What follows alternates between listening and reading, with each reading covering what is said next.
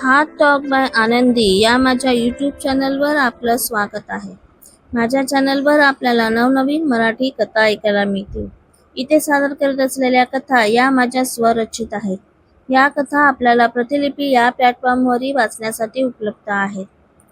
आपल्या सुरू असलेल्या कथेचं नाव आहे तुम ही तो हो इन हार्ट, भाग 24, लेखिका आनंदी शेडगे. त्याआधी जर तुम्ही माझ्या चॅनलला अजून सबस्क्राईब केलं नसेल तर नक्की सबस्क्राईब करा. अर्जुन आणि अर्णवचा प्रोजेक्ट सुरू तर झालेला आहे. आता बघूया या प्रोजेक्टमध्ये अजून काय काय गमती जमती घडतात ते. चला तर मग कथेला सुरुवात करूया. सगळा स्टाफ मस्त फ्रेश होऊन गरमागरम चहाचा घोट घेत गप्पा मारत बसला होता.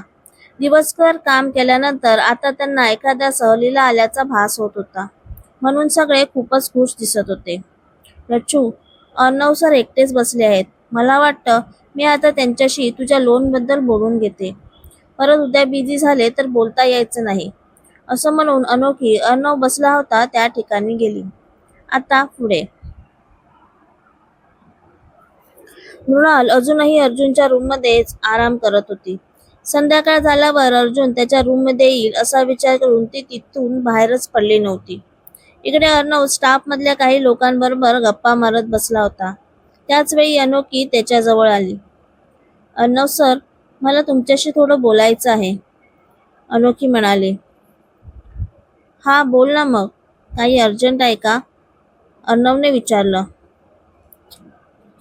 सर, थोडं पर्सनल होतं, आपण चालता चालता बोलूया का, अनोखीने हळूच अर्णवला विचारलं. ओके चल, असं म्हणून अर्णव ही अनोखी बरोबर हातात कॉफीचा मग घेऊन चालू लागला.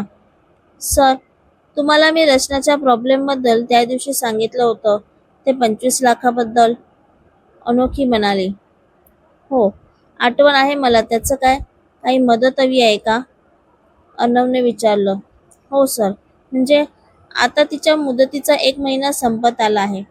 तिचे आणि माझे मिळून 4-5 लाख रुपये जमा होतील, पण अजूनही 20 लाखाची गरज आहे आणि त्यासाठी आम्हाला आपल्या कंपनीकडून लोन मिळेल का हेच विचारायचं होतं. अनोखी पटकन सगळं बोलून गेली. 20 लाख लोनसाठी ही तर खूपच मोठी रक्कम झाली आणि मला नाही वाटत आपल्या कंपनीकडून एवढ्या मोठ्या रकमेचं लोन मिळेल. पण मी एक काम करू शकतो, भाईला विचारू शकतो, कदाचित तो यावर काहीतरी तोडगा काढेल, अर्णव म्हणाला. बापरे अर्जुन सर, म्हणजे कठीणच होईल काम. ते आधी हातभर लेक्चर देतील आणि त्यानंतरही मला वाटत नाही त्यातून काही निष्पन्न निघेल, अनोखी अर्जुनचं नाव ऐकूनच तोंड वाकडं करत म्हणाली. अनोखी, काही झालं तरी लोनसाठी आपल्याला त्याच्याशीच बोलावं लागेल ना, तोच आपल्या कंपनीचा सर्व सेवा आहे, विसरू नकोस, अर्णव म्हणाला. हो, तेही खरंच आहे म्हणा, त्यांच्याशिवाय दुसरा काहीच पर्याय नाही, अनोखी म्हणाली. हो, लोन कोणाला पाहिजे त्यांनी एक ॲप्लिकेशन लिहून द्या, बाकी मी त्याचा मूड बघून बोलतो त्याच्याशी, पण सध्या तरी त्याचा मूड बरोबर नाही, अर्णव म्हणाला. असाही कधी त्यांचा मूड बरोबर असतो, नेहमी ओरडत तर असतात, अनोखी म्हणाली. अनोखी, जा तू आता, मी बोलतो त्याच्याशी, अर्णव किंचित हसत म्हणाला. अनोखी परत आपल्या टेंटमध्ये गेली. तिथे रचना बसली होती. काय झालं, काय म्हणाले अर्णव सर, रचनाने विचारलं. अनोखीने अर्णव काय म्हणाला ते सगळं तिला सांगितलं. त्यावेळी रचनाचं तोंड थोडं उतरलं, कारण अर्जुन सर आता मान्य करतील की नाही हा प्रश्न होता, आणि नाहीच म्हणाले तर एवढे पैसे कुठून आणायचे हा प्रश्न होताच. रचू, तू काळजी करू नको, होईल सगळं नीट. तुझ्यासाठी मी त्या खडूसच्या पायाही पडेन, काहीही करेन, नको टेन्शन घेऊ. अजून 15 दिवस आहेत आपल्या हातात, अनोखी रचनाला धीर देत म्हणाली. इकडे अर्जुन खूपच वैतागला होता. त्याला आपल्या रूममध्येही जाता येत नव्हतं. तेवढ्यात अर्णव त्याच्याकडे आला. हे ब्रो, काय झालं, तू अजून फ्रेश नाही झाला, ती मृणाल अजूनही रूममध्येच आहे का, अर्णवने विचारलं. हो, आजोबांनीही कोणती आफत इथे आणून ठेवली आहे काय माहीत. यार असा राग येतोय ना तिचा की असं वाटत आहे तिला हात धरून बाहेर काढावं. मूर्ख मुलगी, गळ्यात पडते असं वाटतंय, अर्जुन रागारागाने म्हणाला. ओके ओके, शांत हो, एकदा जाऊन बघ तर बघू तर येऊया, कदाचित उठली असेल ती. उठली असेल तर तिला बाहेर जायला सांगूया ना, अर्णव म्हणाला. अर्णवचं म्हणणं ऐकून अर्जुन त्याच्याबरोबर रूमकडे गेला आणि अर्णवने दरवाजा ठोठावला. दरवाजाचा आवाज आल्याने खूप वेळ अर्जुन येण्याची वाट बघत असणारी मृणाल खूप खुश झाली आणि पटकन दरवाजा उघडला आणि समोर अर्णवला बघून तिने आपलं तोंड वेडवाकडं केलं. तू? मला वाटलं अर्जुन आला असेल, मृणाल तोंड वाकडं करत म्हणाली. तोही आहेच माझ्याबरोबर, पण फॉर युअर काइंड इन्फॉर्मेशन ही सध्या तरी आमच्या दोघांची रूम आहे. तू आमच्या रूमवर गेले काही तास कब्जा करून बसली आहेस. आम्हाला आता फ्रेश व्हायचं आहे, खूप वेळ झाला आहे, त्यामुळे तू थोडं बाहेर जातेस का? अर्णव ही रागाने मृणालकडे बघत म्हणाला. ठीक आहे, मला माहीत नव्हतं, असं म्हणून मृणाल काहीशा रागाने तिथून बाहेर पडली. मृणाल बाहेर पडल्याने अर्जुनने सुस्कारा सोडला आणि फ्रेश व्हायला निघून गेला. अर्जुन फ्रेश होऊन आला तोपर्यंत अर्णवने त्याच्यासाठी कॉफी मागून ठेवली होती. थँक्यू अर्णव. कॉफी पीत पीत अर्जुन अर्णवला म्हणाला. पण भाई, मला वाटतं तू ही तिला हे बोलू शकला असता, अर्णव म्हणाला. अर्णव, आजोबा बोलल्यापासून मला तिचं सध्या तरी बघण्याची इच्छा होत नाही. माझा राग अनावर होतो यार, आणि त्या सगळ्यांचा माझ्या प्रोजेक्टवर परिणाम होऊ नये म्हणून मी शांत राहिलो आहे. अर्जुन कॉफीचा मग ओटाला लावत आपल्या रूमच्या खिडकीत बघत म्हणाला. तिकडे सगळ्या शॉपचे टेंट होते आणि जवळजवळ त्याचा सगळा स्टाफ बाहेर बसून धमाल मस्ती करत होते. अर्णव, सगळ्या स्टाफची जेवणाची व्यवस्था झाली आहे ना? आपली जबाबदारी आहे, त्यांना काही कमी पडायला नको. अर्जुन परत अर्णवकडे येत म्हणाला. हो बाई, तू नको काळजी करू, सगळी व्यवस्था केली आहे. त्यांची तर बाहेर पिकनिकच चालली आहे, अर्णव हसत म्हणाला. उद्या संध्याकाळपर्यंत काम पूर्ण व्हायला हवं, म्हणजे सगळ्यांना परत घरी जाता येईल, अर्जुन म्हणाला. हो, होऊन जाईल. तू आता आराम कर, तुला आरामाची गरज आहे, अर्णव अर्जुनच्या थकलेल्या चेहऱ्याकडे बघत म्हणाला. आराम? हा प्रोजेक्ट पूर्ण होईपर्यंत आरामाचं नाव काढायचं नाहीये. मी आणि तू सुद्धा, अर्जुन आपल्या खोटांचे कोपरे रुंदावत म्हणाला. अर्णवला अर्जुनच्या बोलण्यातला अर्थ कळताच त्याने अर्जुनकडे केविलवाणे नजरेने बघितलं. इकडे मृणाल रूमच्या बाहेर आली होती. समोरच काही अंतरावर स्टाफसाठीचे टेंट होते. तिला तिकडं जाणं म्हणजे कमीपणाचं वाटलं, म्हणून ती तिथेच एका बाकावर जाऊन बसली. प्रोजेक्ट आणि अर्जुनला मिळवण्यासाठी ती काहीही करायला तयार होती. त्यासाठीच तर हे सगळं चाललं होतं. नाहीतर मृणाल शिर्के अशी थंडीत कुडकुडत बाहेर बसली नसती. बाकावर बसून ती स्वतःशीच विचार करत होती. त्याचवेळी स्टाफमधील एक मुलगी मृणालसाठी कॉफी घेऊन आली. मॅडम, तुम्हाला थंडी वाजते, ही कॉफी घ्या, तुम्हाला बरं वाटेल, ती बिचारी मुलगी हसत तिच्याकडे बघत म्हणाली. हाऊ डेअर यू, तुझी हिंमत कशी झाली मला तुमच्या स्टाफसाठी असलेली थर्ड क्लास कॉफी देण्याची? तुला माहित नाही का मी कोण आहे? मृणाल त्या मुलीवर गुरगुरत नेहमीच्या तोऱ्यात म्हणाली.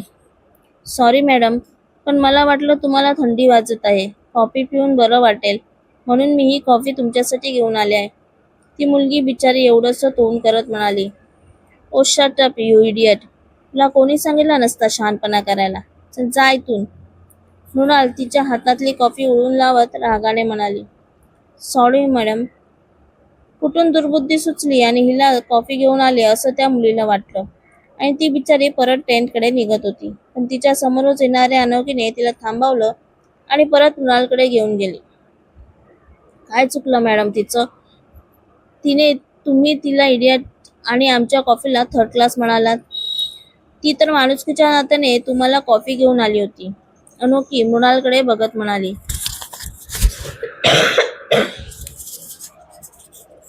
आणि तू काय तिची वकील बनून आली आहेस का इथे? मी मृणाल शिर्के आहे, मी अशी साधीसुधी कॉफी पित नाही, समजलं? आणि तू तीच आहेस ना जिला अर्जुन सारखा ओरडत असतो, मृणाल कुत्सितपणे हसत म्हणाली.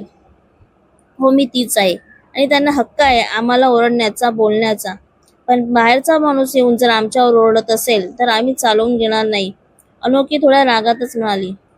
ए शट अप, कोणाशी बोलतेस तू? मृणाल शिर्के आहे. अर्जुनला सांगून तुला आत्ताच्या आत्ता जॉबवरून हाकलून लावू शकते, समजलं? मृणाल आता चिडत म्हणाली. एक साधा स्टाफ तिचा अपमान करतोय हे तिला सहन होत नव्हतं.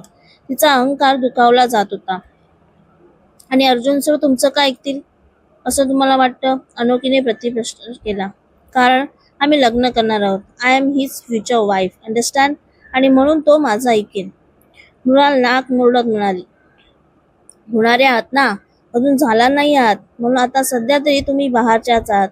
अनोखी म्हणाली. ती तरी कुठे ऐकणार होती? तुम्हाला माझी कंप्लेंट करायची आहे ना, जा करा. मी जर चुकले असेल किंवा चुकीचं बोलले असेल तर अर्जुन सर मला नक्कीच जॉबवरून काढून टाकतील. जा आणि सांगा माझं नाव अनोखी आहे. अनोखी ही आपल्या तोरात म्हणाली आणि त्या मुलीचा हात धरून निघून गेली. ही जास्तच बोलते, हिला हिची जागा दाखवलीच पाहिजे, असं रागाने पुटपुटत मृणाल तिथून सरळ अर्जुनच्या रूम मध्ये आली. तिथे अर्णव आणि अर्जुन कामाचं काहीतरी डिस्कशन करत होते. अर्जुन, मला वाटलं नव्हतं तुझा स्टाफ एवढा मॅनरलेस असेल. तुझ्या स्टाफला साधी कोणाशी कसं बोलावं याचीही अक्कल नाही, मृणाल रागारागाने म्हणाली. Mrinal, what happen? काय झालंय? स्टाफ मधलं कोणी तुला काही बोललं का? अर्जुनने लॅपटॉप मध्ये बघतच अगदी शांतपणे विचारलं. येस अर्जुन, ती काय नाव होतं तिचं? अनोखी. तिने तुझ्या सगळ्या स्टाफ समोर माझा इन्सल्ट केला, या मृणाल शिर्केचा. तिला माहित नसेल मी कोण आहे तर मला वाटतं ते तिला सांगावं लागेल. मृणाल रागाने लालबुंद होत म्हणाली. Okay, claim down. मृणाल, नक्की काय झालंय नीट सांग. अर्जुन अनोखीचं नाव ऐकताच मृणालकडे बघत म्हणाला. मी बाहेर गेले होते. खूप थंडी होती म्हणून मी एका मुलीला गरम कॉफी मिळेल का असं विचारलं. तर ती अनोखी कोणती व्हॉट एव्हर ती म्हणाली, आम्ही तुमचे नोकर नाही आहोत इथे आणि आम्ही बाहेरच्या माणसांची सेवा करत नाही, मृणाल म्हणाली. मृणाल दातांत खोटं बोलत होती हे अर्जुन आणि अर्णवला लगेच समजलं. मृणालचं बोलणं ऐकून त्या दोघांनी एकमेकाकडे बघितलं. ओके, मी बोलतो तिच्याशी. तू शांत हो, अर्जुन अगदी शांतपणे म्हणाला. जे मृणालला अनपेक्षित होतं. त्यामुळे मृणाल अजूनच वैतागली. अर्जुन, आत्ताच्या आत्ता तिला जॉबवरून काढून टाक. असा मॅनरलेस स्टाफ आपल्याला आपल्या कंपनीमध्ये नको आहे, मृणाल म्हणाले. आपली कंपनी? नो मिस मृणाल, ही फक्त माझी कंपनी आहे आणि माझ्या स्टाफला जॉबवरून काढायचं की नाही ते मी ठरवणार, तू नाही. अर्जुन काहीशा रागाने मृणालकडे बघत म्हणाला. सॉरी अर्जुन, ते चुकून तोंडातून निघालं, पण तू यावर काहीतरी करायलाच हवं असं मला वाटतं, मृणाल चिडत म्हणाली. कारण तिला जसं वाटत होतं अर्जुन त्यापेक्षा वेगळाच रिॲक्ट करत होता. ठीक आहे, मी बोलतो स्टाफशी, अर्जुन म्हणाला आणि परत आपल्या लॅपटॉपमध्ये बघू लागला. इथेही नाही म्हणायला एवढा आकांतांडव करून मृणालचा अपमानच झाला होता. म्हणून मृणाल अजूनच सरपडली आणि तिथून रागाने बाहेर पडली आणि फोन करून आपली गाडी बोलावून घेतली. आता तिला एक क्षणही तिथे राहणं अस्वस्थ करत होतं. ती रागाने लाल झाली होती. थोड्याच वेळात गाडी येताच कोणालाही न कळवता गाडीत बसून ती निघूनही गेली. तिला जाताना मात्र एका स्टाफने बघितलं होतं. इकडे अर्जुन शांतपणे आपलं काम संपवून बाहेर जायला निघाला. त्याच वेळी त्याचा फोन वाजला. फोनवरचं नाव बघून अर्जुनने लगेच फोन रिसीव्ह केला. कथेचा हा भाग तुम्हाला कसा वाटला? कथेचा हा भाग तुम्हाला आवडला असल्यास आपल्या मित्रमैत्रिणींबरोबर शेअर करायला अजिबात विसरू नका. ही कथा तुम्हाला कशी वाटली ते नक्की कमेंटमध्ये सांगा. कथेचा पुढचा भाग ऐकण्यासाठी चॅनलला सबस्क्राईब करा. कथेचे भाग आठवड्याच्या दर सोमवार, गुरुवार आणि शनिवार या दिवशी येतील. भेटूया पुढच्या भागात. धन्यवाद.